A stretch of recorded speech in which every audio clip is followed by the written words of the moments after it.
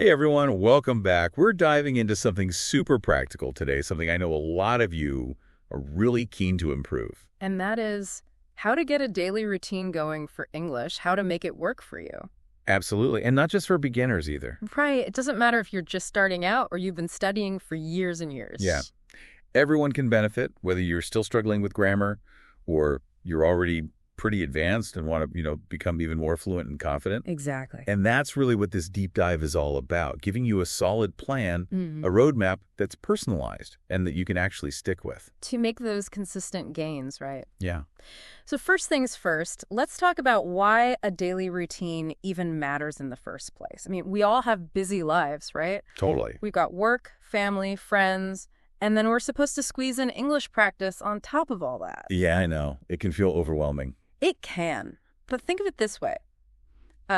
Imagine you want to get in shape, right? You wouldn't just go to the gym once a month and expect amazing results, would you? Not really, no. Exactly. It's the same with language learning. It's about creating those consistent, small opportunities to engage with English every single day. It's like building a habit, almost like making it a part of your lifestyle rather than just a chore you have to tick off your list. Yeah, and a well-structured routine actually takes a lot of that pressure off. Okay, how so? Well, because you don't have to constantly think about what should I study today or when am I going to fit this in? Oh, I see. So it's like having a plan already laid out for you. You just follow it, and that way you avoid decision fatigue and you can just focus on the actual learning. Exactly. Plus, there's another cool thing about routines. Our brains love patterns. Really? Yeah. So when we do something consistently, like practice English every day, our brain actually creates stronger neural connections. So it's like you're building a superhighway in your brain for English. Exactly. And that helps move information from your short-term memory, the stuff we easily forget, Yeah. to our long-term memory, where real learning happens. Where it sticks. Exactly. So the aim here isn't to find some crazy, intense routine that burns you out after a week. It's about finding something that you can actually stick with over time. Okay, that makes sense. Yeah. And it brings us to the question of how much time do we actually need to dedicate each day? Right. Because let's be honest, we're all busy. We don't have unlimited time. So what's a realistic amount? Well, there's no magic number that works for everyone. It really depends on your goals and your schedule. Right. But let's say you just want to maintain your current level of English. Okay. Then maybe 15 to 30 minutes a day could be enough. So you got to keep things fresh in your mind. Exactly. Okay. Now, if you're actively trying to make progress, really seeing noticeable improvement, then you might want to aim for 30 to 60 minutes. Right. That makes sense. And then, of course, if you're super motivated and you really want to accelerate your learning, Like you want to be fluent, like yesterday. pretty much, then an hour or even 2 hours a day could be super beneficial. Okay.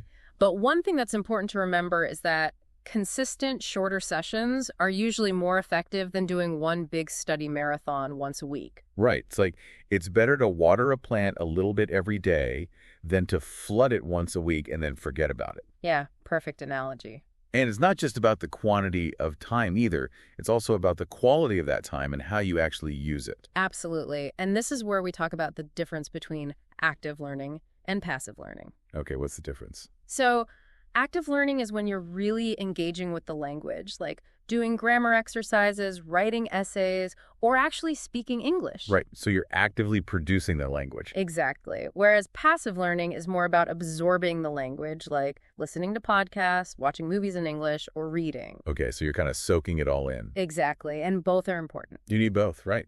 Exactly. Active learning helps you put the language into practice, and passive learning kind of builds that background knowledge and intuition. Like getting a feel for the language. Exactly. Okay.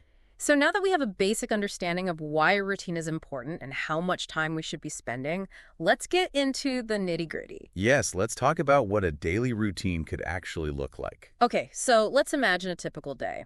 You wake up in the morning. All right. What's the first thing you can do to get a little English boost?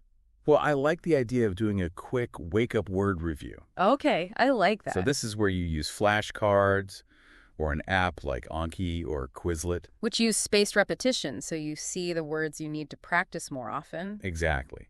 And it's a great way to refresh your memory and get your brain thinking in English first thing in the morning. Love it. Then, maybe while you're having your coffee or on your commute to work or school, you can squeeze in some short listening practice. Okay. It could be a podcast, a news bulletin, or even a short YouTube video. Even 5-10 minutes can make a difference over time. It really adds up. And here's a slightly unusual tip. Okay, I'm intrigued. Try incorporating some English language affirmations into your morning routine. Affirmations. Interesting. I know it sounds a bit out there, but saying positive statements out loud, like, I am confident in my ability to speak English, or I am making progress every day, can actually boost your confidence and set a positive tone for your learning. Wow, that's actually a really cool idea. Right. It's a bit like a mental pep talk. Yeah, I like it. Okay, so now let's move on to the afternoon, or maybe your lunch break. Right. This could be a good time for some active learning, like grammar practice. Okay. Maybe focus on one specific grammar point that you've been struggling with, do some exercises, or maybe even read an article and really pay attention to the grammar structures being used. Yeah. And while you're reading, make sure to note down any new vocabulary. But don't just write it down in a notebook and forget about it. Try to use that new vocabulary in a sentence that's relevant to your own life or interests. To make it stick. Exactly. Okay, and now it's evening, maybe after dinner, and you have a bit more time to dedicate to English. This is where we can really focus on speaking practice. So this could be anything from talking to yourself out loud, like describing your day or just sharing your thoughts. Okay. Or you could record yourself speaking using voice memos on your phone. Right. Or there are also some fantastic apps out there that can help you practice your speaking, like ELSA Speak or TalkPal. And these apps often provide feedback on your pronunciation, right? Exactly. They can be super helpful. And another great evening activity is journaling in English. Journaling. Yeah. It doesn't have to be anything super long or complicated. Just 5 to 10 sentences about your day, your thoughts, your plans for tomorrow, anything. Oh, okay. It's a great way to practice writing and using the vocabulary you've been learning. Yeah, in a more relaxed, personal way. Exactly. And then, before you go to bed, why not unwind with some relaxing English time? Ooh, I like that. This could be watching a TV show or a movie in English, listening to some English music, or even reading a book. Okay, and try to avoid using subtitles if possible, right? Yeah, if you can. It really challenges your listening skills. Yeah. And here's a pro tip. Whatever routine you decide on, make sure to track it. Track it. Yeah, you can use a physical planner, a habit tracker app, or even just a spreadsheet. Okay. The important thing is to visually see how consistent you're being. It's kind of motivating, right? Exactly. It helps you stay accountable and celebrate your progress. Speaking of staying motivated, let's be real for a second. Starting a routine is one thing, but sticking with it long term, that's the real challenge. It's so true. Yeah. Life happens. We get busy, we get tired, we lose motivation. So what can we do to stay on track? Well, first of all, don't be afraid to start small. Yeah. Don't try to do everything at once. Begin with a manageable chunk of time, like 15 minutes a day, and gradually increase it as you get more comfortable. Okay, start small. Yeah. Another helpful technique is habit stacking.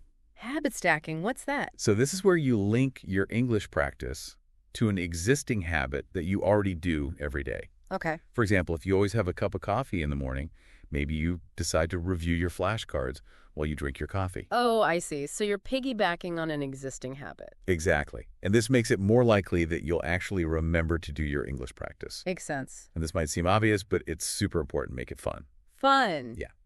If you're not enjoying your English learning, you're much less likely to stick with it. True. So find resources that you genuinely enjoy, like music, TV shows, games, whatever sparks your interest. Yeah, make it something you look forward to. Exactly. And finally, don't forget to reward yourself. Reward yourself. Yeah. After each study session, even if it's just a small one, acknowledge your effort, give yourself a pat on the back, or maybe treat yourself to something you enjoy. Okay. It's all about positive reinforcement and celebrating those small wins. I like it. Okay, so we've talked a lot about routines in general, but let's get specific now. Yeah, let's talk about some tools and apps that can really enhance your daily practice. We've done some research and we've categorized some of the best ones out there based on the skill they target. Great. So for vocabulary building, we've got apps like Anki, Quizlet, and Memrise. These are all based on spaced repetition. Exactly. So they make sure you review words at just the right time to maximize retention. Very clever. And if you want to work on your speaking, ELSA Speak and TalkPal are great options. These apps use AI to analyze your pronunciation. Right. And they give you personalized feedback on how to improve. Super useful. And for actually speaking with a real person, you can try Cambly. which connects you with native English speakers for one-on-one conversations. Fantastic. Okay, what about listening? For listening, BBC Learning English has a ton of free resources, audio and video, for all levels, They're great. And there's also a podcast called The English We Speak. which focuses on everyday idioms and expressions. Super useful. And YouTube channels like Speak English with Mr. Duncan are also really popular. Definitely. All right, now for reading, we've got News in Levels, which provides simplified news articles at different proficiency levels. Perfect for learners of all levels. Then there's Read Theory, which has a lot of reading comprehension exercises with immediate feedback. Great for practicing those skills. And LingQ lets you read authentic English content with built-in vocabulary help. Very handy. And last but not least, for writing and journaling, there's Grammarly, Which checks your grammar and spelling as you type. a lifesaver. You can also get creative with ChatGPT, use it to brainstorm ideas or get feedback on your writing. Oh, that's interesting. And Penzu is a great platform for digital journaling. And to help you stay organized and track your progress, we recommend apps like Habitica, Notion, or even just using Google Calendar. The key is to find tools that you actually enjoy using and that fit your learning style. Exactly. Okay, so we've covered a lot of ground today, but let's be realistic. There will be days when we just can't stick to our routine. Life gets in the way. It happens. So what do we do when we miss a day? First of all, don't beat yourself up about it. It's not the end of the world. The key is to get back on track as soon as possible. Yeah, one missed day doesn't mean you failed. Exactly. And don't try to cram in double the amount of study the next day. That will just make you feel overwhelmed. Exactly. Instead, just focus on taking one small action to maintain that momentum. Okay. It could be reviewing 5 flashcards, listening to a 5-minute podcast, anything just to keep the ball rolling. Okay, so now let's make this really practical. Yes, let's do a mini routine building workshop. So grab a pen and paper or open up your notes app on your phone. And let's start brainstorming your own personalized English learning routine. First question, what time of day do you typically have some free time and feel relatively focused? Is it morning, afternoon, evening? Think about your schedule and what works best for you. Next question. How much time can you realistically dedicate to English each day? Remember, start small. It's better to be consistent with 15 minutes than to aim for an hour and then burn out. All right, now think about your main English learning goals. What skills do you really want to improve? Is it speaking, listening, grammar, vocabulary? Having a clear focus will help you choose the right activities. Now, based on what we've discussed today, what tools or apps do you think would be most helpful for you? Choose one or two that you're genuinely excited about using. And finally, how are you going to track your progress? Will you use a planner, a habit tracker app, or maybe just your calendar? The important thing is to have a system in place. So take a few minutes now and actually write down your answers to these questions. Start sketching out your ideal routine. And don't be afraid to adjust it as you go along. The key is to find what works best for you and your lifestyle. Okay, so to wrap things up, we've really explored the importance of creating a daily English learning routine that's personalized, sustainable, and enjoyable. We've looked at different time commitments, types of learning, and some fantastic tools and apps that can help you along the way. And most importantly, we've emphasized the need for consistency, starting small, and not giving up when you inevitably miss a day. Because fluency isn't about perfection. It's about progress. It's about making English a part of your daily life. And enjoying the journey along the way. So what's one small step you can take today to make English a more consistent part of your life? Think about it and go for it. We believe in you. We'll see you in the next deep dive. Bye for now.